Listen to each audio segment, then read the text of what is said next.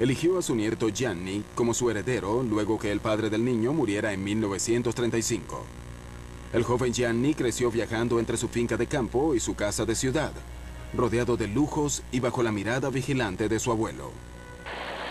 Gianni Agnelli hablaba de su abuelo con mucha admiración.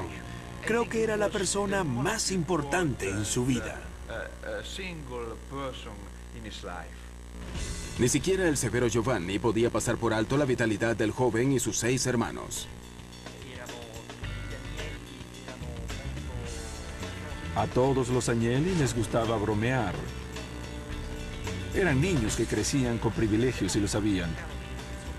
Pero eran insufribles como son los niños que crecen con mucho dinero y libertad, cuando la disciplina proviene de institutrices y no de los padres. A Gianni no le gustaba mucho estudiar, prefería aprender de la experiencia más que de los libros. Cuando terminó la secundaria, su abuelo lo envió a conocer los Estados Unidos. Vino a Estados Unidos como invitado de la familia Rockefeller y quería visitar el Teatro Apolo, ir a Harlem, a ver la vida. Siempre me dijo que el primer viaje que hizo a Manhattan fueron los mejores años de su vida. Para 1940, Gianni Agnelli estudiaba Derecho en la Universidad de Turín, una experiencia que le hizo ganar el apodo del avvocato, el abogado. Ese año su educación se interrumpió cuando Italia entró en la Segunda Guerra Mundial como aliado de Alemania. Su abuelo no quería que Gianni participara en la guerra. Quería protegerlo, cuidarlo, pero Gianni no pensaba lo mismo.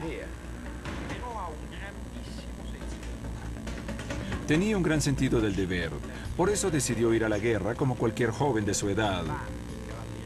Estaba en la caballería, iba en los tanques armados y estaba en el frente.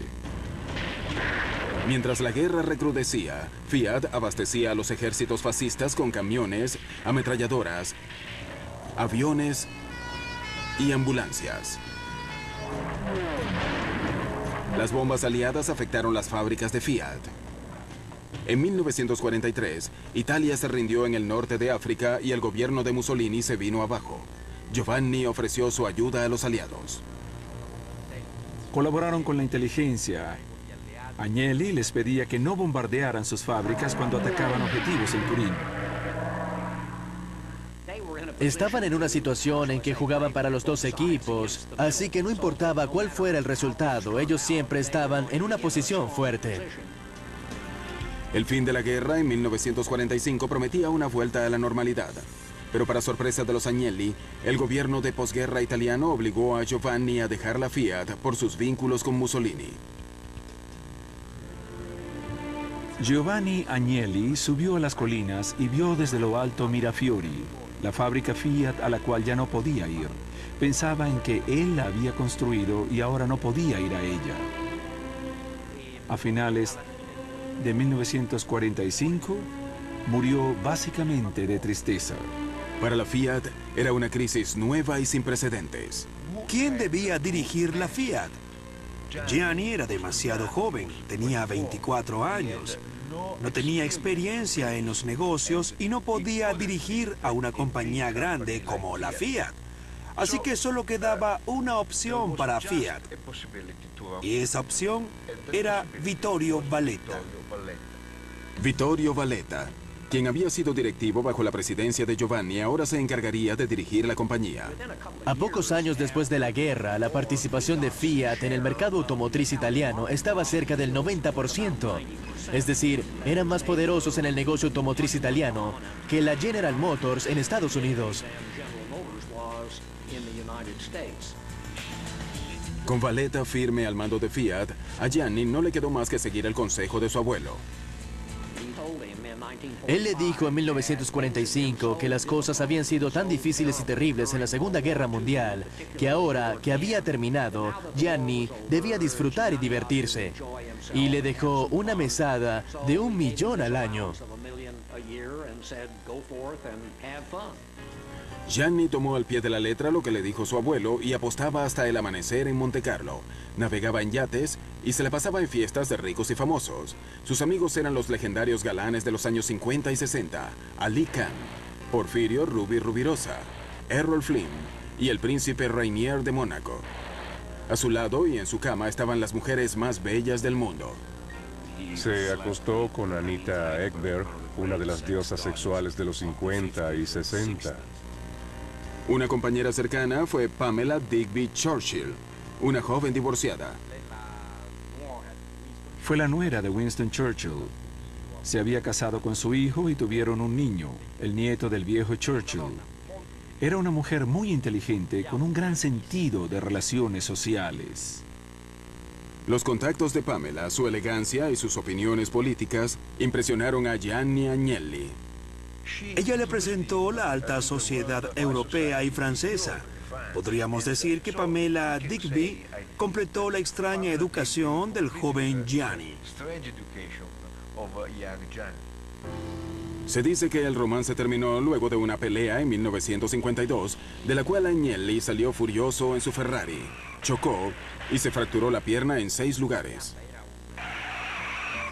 La pierna le quedó como un palo desde la cadera hasta el pie. Le costaba nadar, le costaba esquiar, le era difícil hacer todo lo que le gustaba, pero lo lograba de todos modos. Era un hombre con mucha fuerza física. Para Gianni, el accidente quizá fue aleccionador, pues en un año se casó. La novia era una princesa italiana muy bella que había trabajado como fotógrafa para la revista Vogue. Su nombre era Marella Caracciolo di Castagneto. Una de las cosas que decían de ella era que tenía un cuerpo hermoso y el cuello más largo de Europa, perfecto para exhibir joyas. 7 meses después de la boda, en 1954, nació un hijo, Eduardo, y un año después de él nació su hija, Margarita. El galán ahora conocía un nuevo papel, el de padre y esposo. Pero aún no estaba listo para asumir el papel para el cual había nacido, ser presidente de Fiat. No tenía necesidad de serlo, pues el viejo Vittorio Valletta dirigía la Fiat maravillosamente. En 1957 presidió el lanzamiento de lo que se convertiría en el auto más famoso de Fiat, el nuevo Fiat 500. Probablemente la mitad de los italianos de mi generación fueron concebidos en el asiento trasero de un Fiat 500, que era un auto muy pequeño, pero éramos jóvenes, éramos ágiles y flexibles, y las hormonas de la pasión compensaban la falta de comodidad. Durante 20 años, el incansable Vittorio Valletta se mantuvo en la presidencia de Fiat. Finalmente, a los 83 años, reconoció que era hora de abandonar su puesto. En 1966, él decidió renunciar a su responsabilidad de presidente de la Fiat y Gianni Agnelli podría sustituirlo.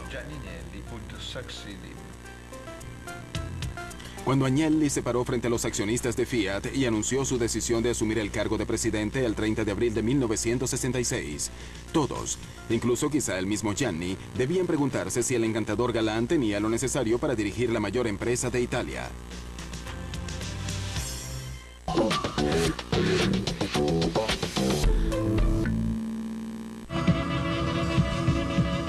Esta noche, Star Central.